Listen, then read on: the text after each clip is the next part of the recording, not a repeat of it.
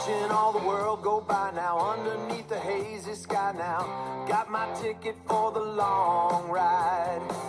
Yeah, from my park bench perspective, got that wide-eyed view on life. My park bench perspective, helping me to win the fight. Hey, and welcome to the Park Bench Perspective Podcast. I'm Carlos Figueroa, my co-host And Mike Hammer. How you doing? Carlos, I am doing well, and I hope you are doing as well as me, considering I'm on a beach in Newport Beach. Had to come here for work, but then today there's no work, so Yeah. it's just being a beach bum. All right. You know what?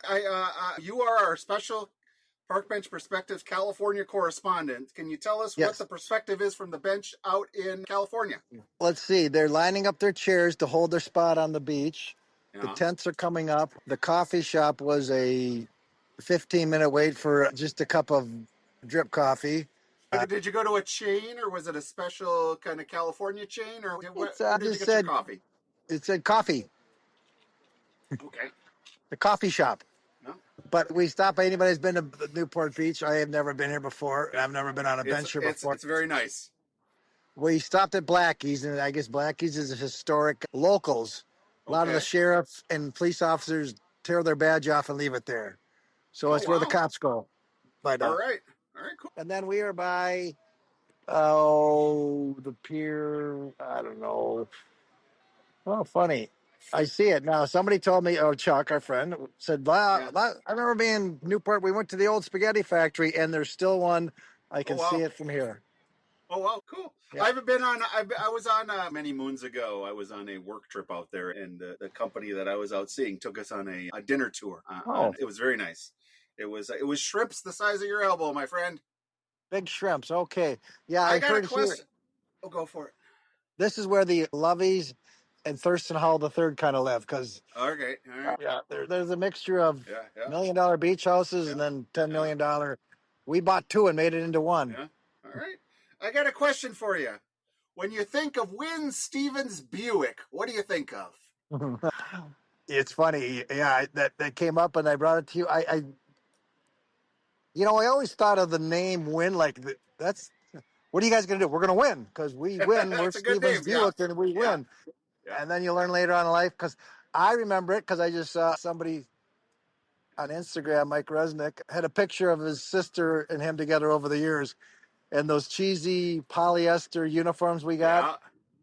Yeah. And You I know what? remember I always thought Stevens Buick, didn't they have a little burgundy action going? I think. oh yeah, they were burgundy. They were red wine, dark wine, burgundy wine. Look to them. Yeah, we're not making it clear. When Stevens Buick was a St. Louis Park company that sponsored a Little League team in Park National Little League. And so we thought, you know what? Let's think back. Any of those companies still exist that sponsored our ball teams? I'm fairly certain Win Stevens Buick no longer exists over there, right along, what is it, Cedar Lake Road and 100?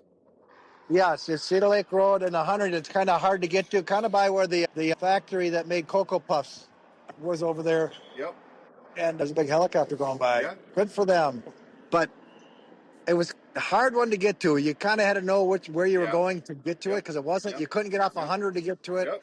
Yep. But they sponsored for years, and then there's a competing car company that was our personal first Little League team at Lupient Oldsmobile.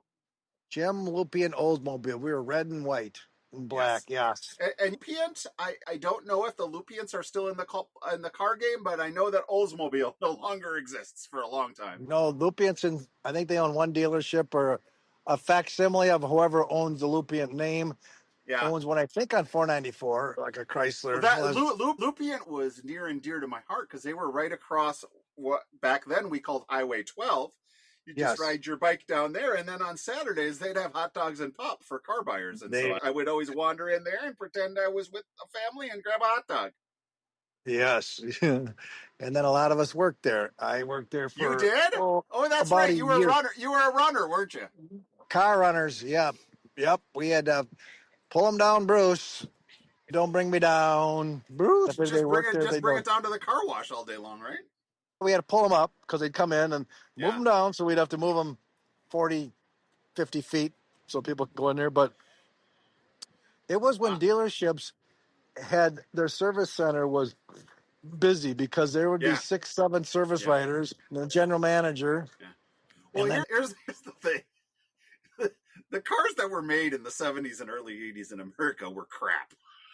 So you needed a far more intimate relationship with your mechanic back then.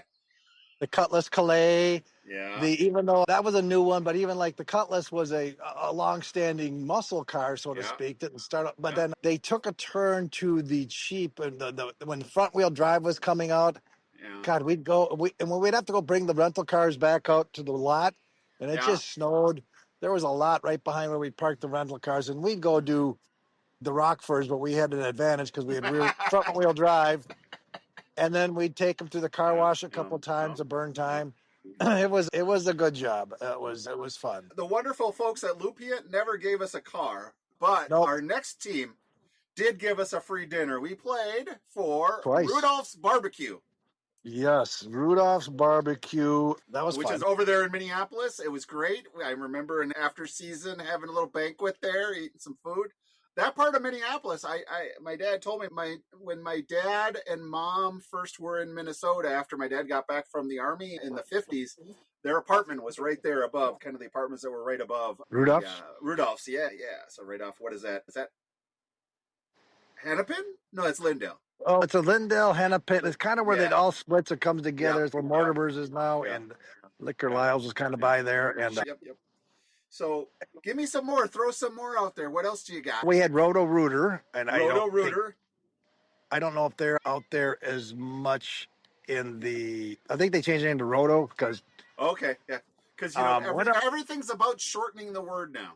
That, or let's just say, a lot of times you think somewhere along the line they went through restructuring and they came back with a new LLC that said Roto. That's one of those meetings. I'm sure some consultant charged them $1 million to say, "Hey, drop the rooter. Drop the rooter. We're going bankrupt. We'll drop the rooter. We'll come back stronger and better, reorganized as Roto." Yeah, exactly. Or you sell it to your nephew who really own it.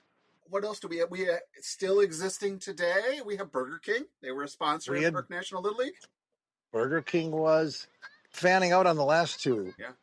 Park National Bank. Park National Bank. Yeah, they were the blue ones. Yeah, that was Little League. Lions was Babe Ruth, right?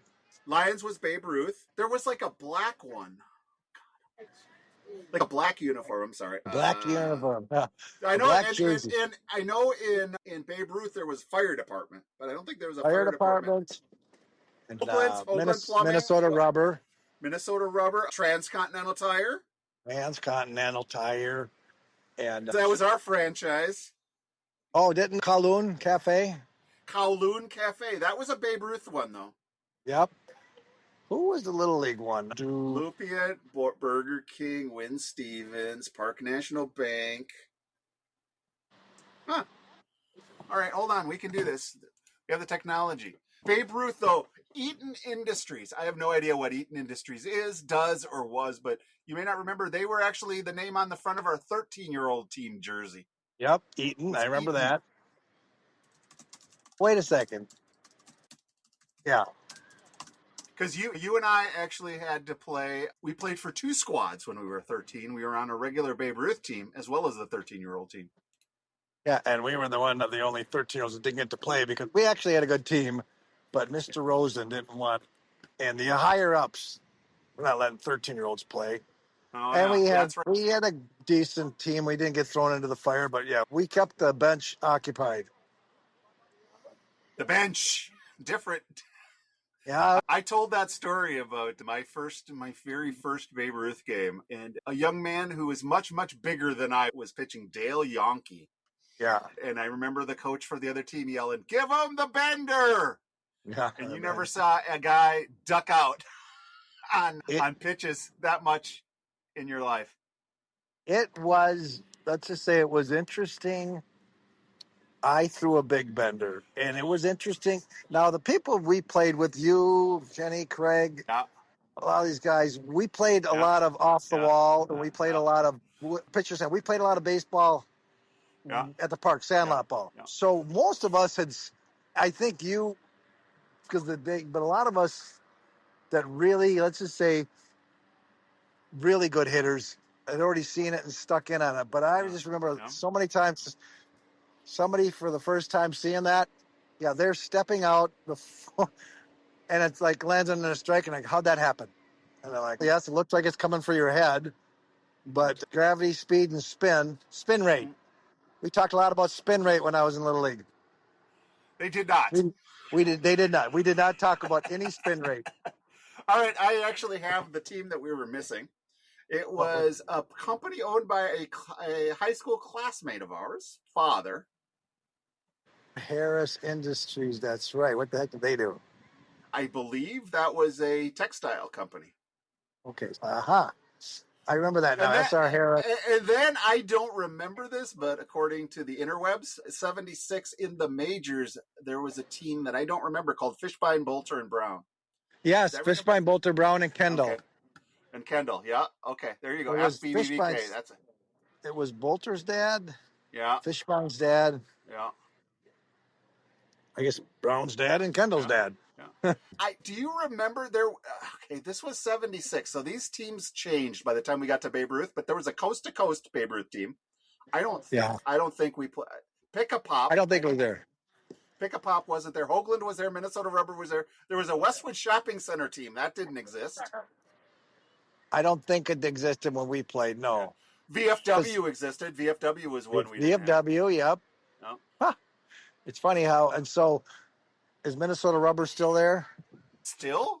Do they still exist? Is that what you're asking? So actually, I've got some of the other. Let's include all of St. Louis Park. I'm going to give you some of the Pony League teams, okay? Okay. Charmar Cleaners. Okay. Okay. I'm not familiar with them. Schindler's News, which is kind of awesome. That Schindler's in Minneapolis. Fountain Blue Salon had a team. Okay, interesting. First Western State Bank.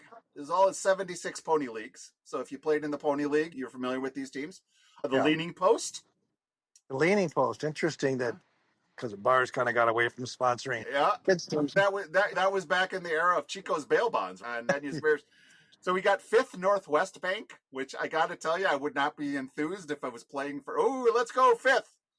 1/5. Fidelity Filebox was apparently a team. Heard of it. And then Optimist Club, I did hear about that one. Okay, they were always very positive. Yep. And then in Colt Ball, did Colt Ball exist? That kind of came along with Pony, right? It was Pony Colt and Babe Ruth, Senior Babe Ruth were the two. So in the Colt, Knights of Columbus had a team. Interesting. Abrams Metals. No. This is 75. Corner Plaza. Shillard National Bank. And then Gambles. Remember Gambles? Oh, yeah. Gambles. Was that part of Procter & Gamble's or just? No, Gambles was a separate. They were like a distressed retailer in Minneapolis. Oh, okay. Okay, I get it. Interesting. And I know the sponsor obviously wasn't like you're breaking the bank, and it basically a lot of it had to do with if that business owner had a kid in the league, in the sport, or somebody they knew, could they get hit up? Because I remember I sponsored a number of teams. Mike, I'm gonna ask you if you are willing to engage in a thought experiment with me. Yep. So you said that you were in a coffee shop today, and it took a half hour. Oh, it's fucking forever. And yes, it's 10:30, 11. And little sidebar, they eat a lot of donuts here because usually coffee and donuts.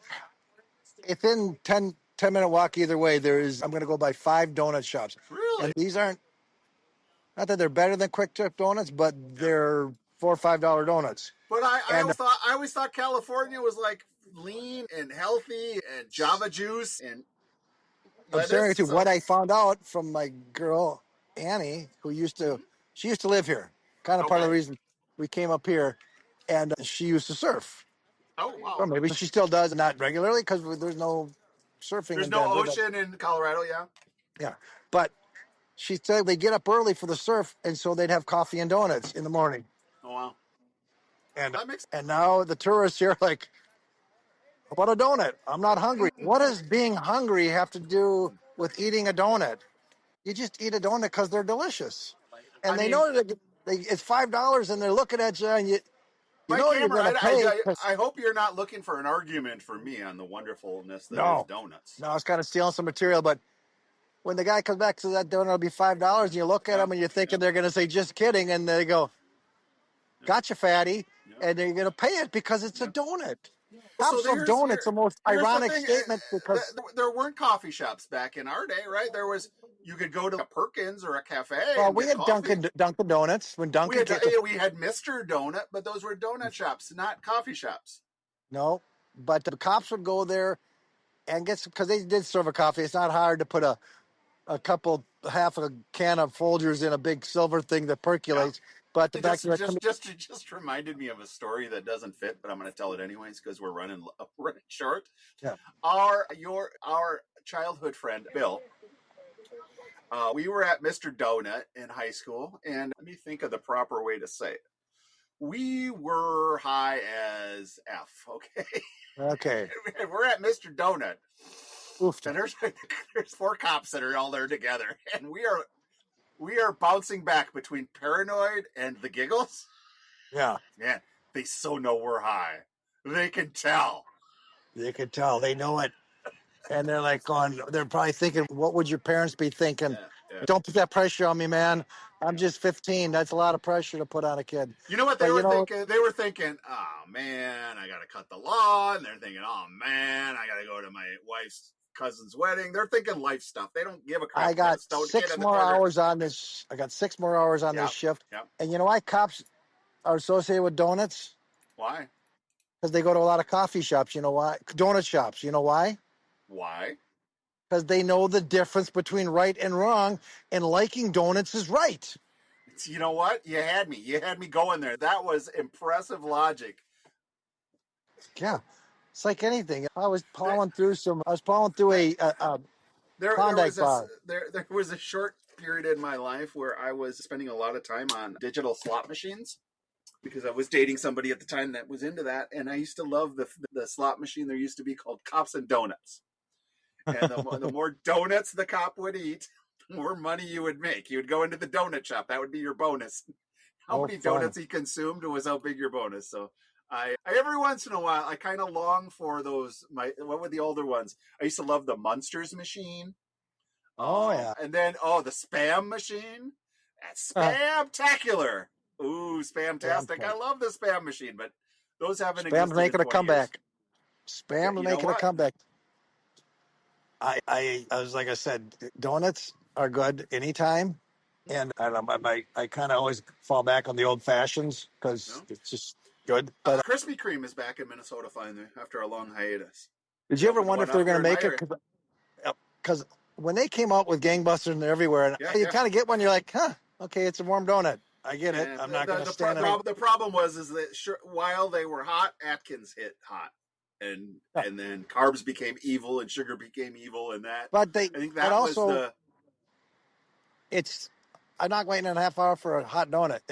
They weren't that spectacular. They were good. You bring them home. The long lines. Here's the bigger. This is my own personal belief: is these companies when they go like that and they grow gangbusters, it's all from borrowing money and investments. And if anything they got to keep growing, or people get off the bus. And I think that they ran into some headwind due to the low carb thing. Yeah, I don't know. They never got into the fancy ones. There's people that'll bring donuts to workplaces that are like from the place. Oh, look, it's a bacon donut. I'm like, okay, I like bacon. I like donuts. Okay, but sometimes it's almost like just because you can doesn't mean you should. This one donut shop I'm staring at had donuts with broken up chips on them, and I'm like, I don't know, but I'm not going to spend $5. The old fashioned was huge. It was delicious. So I can't beat that. But and some of these, they sell franchises. If they sell too many, they already got their money and they bail. So I find myself going to north central Minnesota fairly frequently and driving by Clearwater, Nelson Brothers. Oh, we go there all the time. And I don't know if you've ever seen, they have on the billboard, the picture of the girl, the donut is bigger than her face. And then the other day, we went up to Black Bear Casino to see Jeff Dunham. Very good show, very funny. Highly recommend Jeff Dunham. He is up at Black Bear. But driving up 35, you stop at Toby's. And I really said someone really should buy a Toby's donut and a Nelson's Brother donut and just decide ultimately, once and for all, who has the biggest donut. Yeah. Yeah, when I go to Nelson's, I usually skip past that. I go to the cranberry fritter bread because at the restaurant I had up in Glenwood, we would make turkey cranberry fritter turkey fritter sandwich, Okay. and it's hard to duplicate unless you have a fry top. But it was turkey, the cranberry fritter bread, toast and butter, and then cheese, and then cranberry sauce. That sounds very ethnic. First of all, what are you? What is your nationality? I should know this. We've been friends since we were 5. I would say I thought about half Norwegian, but I found out a lot of Is that like a Norwegian dish that Grandma would make, or is that just something you no. came This across at was Nelson just it Brothers? was. This was delicious. Remember the Monte, you know the Monte Carlo, and they have that Monte Oh, I Cristo love the Monte Carlo. Yeah, yeah. and the Monte Cristo with the cranberry sauce. Yeah. This has it, but it's a fritter bread, so it's got the sweet and savory. It's got the savory turkey, but it's got the butter and the sweetness from the frosting on the fritter bread, and it's cranberry fritter bread. Then you dip it in cranberry sauce. It's very good, and it's toasted, so it's almost like a grilled turkey fritter bread cranberry salad sandwich. But I like that both those shops. You they got you good stuff. mentioned Monte Carlo. I have to tell you, it's one of my fondest childhood memories. And my dad Yes. had a sign shop a couple places. One, I don't know if you've ever been to, I think they called it Bonnie Malone's. It's a little restaurant there. That's where my dad's sign shop used to be. So right over off of First Avenue and Yep. Washington. And then he was over on the other side of the little bridge for a while. So we would go, beginning in the early 70s, we would be going to Monte Carlo. And I ordered the same thing every time I went there for decades, called the open faced roast beef sandwich. And the last time I was there, like 5, 6, 7 years ago, they don't have it on the menu anymore. It just broke my heart. I don't like change. I'm old. Get off my lawn. Yeah, it's what happened to that. And then the waitress is like, we don't have it anymore. I'm like, whoa, dude, that's cool. I'm not asking you to make it. I'm lamenting something, dude. I would like you to redo the menus right now and put it back on there. But yeah, I don't know, roast beef gets tough. It's expensive. I'm just known from my restaurant days. You have to spend the money to get really good roast beef that people like, because you can tell if you get a French dip, yep, or a Philly, but French. The first bite, you know if this is going to be a lot of tendons and chewy, or if it's going to be delicious. And it's just based on. I remember when we had a sandwich shop, and somebody say, if you don't get the best roast beef, don't offer roast beef because it's not easy to get cheesy roast beef and not have people call you out on it. Wow. Look at you with the restaurant. You are the hospitality industry correspondent for the Park Ridge Perspective. Do you know what Mavericks is? Or the sandwich shop called Mavericks? No, I am not familiar with Mavericks. Okay, they have one in Roseville, right off of kind of Lexington and Larpenteur, or by that area where one of the original. Are they in the Peace old? Are they in the old Lamplighter building? No, not right there. They're by. That's They're not by Rice. kinda, That's okay. Yeah, that's right. It's a couple blocks north of the Como Zoo, just into Roseville, kind of in your old hood, sorta. Yes, exactly. Lexington, Larpenteur, where one of the first snuffy malt shops is, and one of the first Keys Cafe. But it's a roast beef, like do you know they do that roast beef, but it's expensive. Think back to how long it was. Was it 20 years ago? I think the last time I saw Kenny Kegger was at that Keys Cafe. Yeah, but it wasn't that long. It was right. It was post Marty Hammer. That still makes it like 8 years ago, my friend. There you go. Yeah, exactly. I mean, exactly. It's been a long ass time. It's been a long ass time. It doesn't seem like it's been a long ass time, but yeah, that was when we met there. We were meeting up, but yeah, it's funny. One other thing, back to the team names. Now we at Elliott, we were the Elliott Eagles. We were. Do you remember any of the other? Not. Dakota, I do not. Cedar Manor, hey, Susan seriously, Lindgren. Cedar Manor. Let us know what your team nicknames were. There's got to be at least one Braves. I will tell you, I was on the city council at Elliott School, and the principal, whose name escapes me, was pushing hard for the Hummingbirds. And I said, under no circumstances am I going to play for the Elliott Hummingbirds. People will laugh at us and mock us. We must be something strong. You want a bird? What about an eagle? Eagles are, and you got the alliteration of Elliott Eagles. So this is 10-year-old, 4th grade Carlos arguing, don't pick a stupid nickname. Putting a line in the sand, and figuratively and literally, I could do that for you here. And we knew we had to go on to become Oreos, which those birds aren't known as very tough either, I don't Yeah, think. exactly. No, they're not. That's kind of Dangerous. they're all right. Although I will tell you this, and I think I posted this once, and someone told me to dial it back, but I don't care. I feel a little bit put out when I hear people in Spring Lake Park refer to themselves as SLP. I'm sorry, but you're not. And then it's just as annoying as when the people in Osseo called themselves the Oreos. I'm sorry, we were there before you. Yes, definitely. Name is taken. Sorry. Or they could call themselves the Oreos. Yeah, or the areolas. Areolas or Oreos. Okay. Spring But Lake yeah, Park. I have never heard of a nickname for any of the other elementary schools in our neighborhood. That's Spring wild. I Lake wonder Park if they could be existed. SSLP, Stupid Spring Lake Park. That's they could be. Okay, if Still you're on. living Spring Lake Park, I'm sorry, I didn't mean that. It's kind of one of those areas I don't know really where the borders are. Kind of like Golden Valley, Yeah. because Golden Valley kind of got. Yeah, you're North Minneapolis, Northeast St. Louis. I never Where? could figure that out. You can't use Highway 12. So do you remember Garcia's? Oh yeah. Garcia's was considered Golden Valley, okay? Which is like, Yep. okay, that's on the other side. Shillard Park was considered St. Louis Park. Yep. Explain And that to me like I'm 5. the Boulevard, I think, which was down from there. I think a lot of it had to do with the city sewer line, water line. I actually think that Carriage House was also Golden Valley. I think you're right. Which And right makes behind no it was sense. the Nature Center. My sister, Yes. okay, so my sister dearest, Sister Christian Michelle. Is she walking yet? The public needs to know. Oh, Is yeah, she up off the stool? yes. We should have been updating Sister Tibia Broken Sister Straight Leg Christian. Michelle. What's up? You need a Sister Christian report. Sister Straight Leg Christian Michelle Baudry report. She is walking and she can walk with a cane, and she's been getting around without a cane for a lot of it. So we're happy to say she's mended well. She's going up and down stairs with her feet, not her butt, and she good. She good. Right, but cool. She lives over by that pond on the other side of 169, yep. right by, and that's St. Louis Park. Makes no sense to me. Makes no sense. But it was because of I want to swear it was like the water system grid line or something to do with who takes care of that, and that's kind of how it does it. Now were they St. But Louis she had to Park go residents? They had to go to. But were they Hopkins schools? They had to go in the Hopkins School District because of the highway and the danger of going across that. You know what? I actually have that. I technically live in New Brighton.